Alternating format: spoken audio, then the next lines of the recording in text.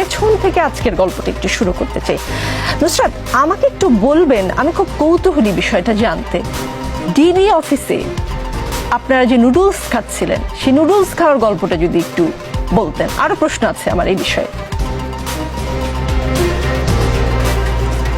ওখানে কোনো নুডলস ছিল না, ওটা একটা সালাদ ছিল। আমি জানি না কিভাবে খবরগুলো বাইরে এসেছে বা ভিডিওতে কিভাবে দেখা গেছে,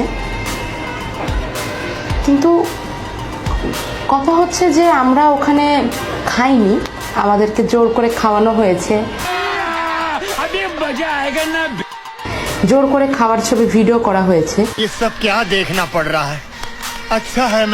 ডিবি অফিসের ভেতর থেকে আপনারা যে সমস্ত ভিডিও ক্লিপ বা যে কোনো যা ছবি যা দেখেছেন, আমাদের স্টেটমেন্ট, আমাদের ভিডিও স্টেটমেন্ট, আমাদের খাওয়ার ছবি, সব কিছুই আসলে ভয়ভীতির মাধ্যমে হয়েছে। ওখানে আমরা ছিলাম কেপ্টেড, আমরা ওখানে ছিলাম বন্দি।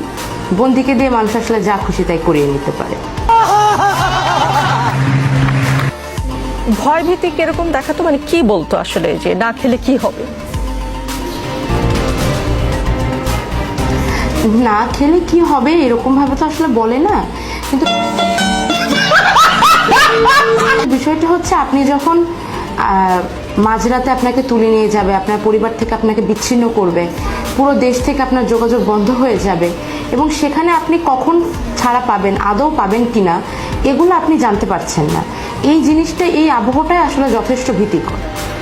জি, আপনাকে তো দুদিন পর, আমি যদি ভুল না করে থাকি, দুদিন পর তুলে নিয়ে যাওয়া হলো। কি হয়েছিল, মানে ওই ঘটনাটা যদি বলতেন। আপনি কি জানতেন যে আপনি ডিবি অফিসে যাচ্ছেন, মানে আপনাকে যখন নিয়ে গেল?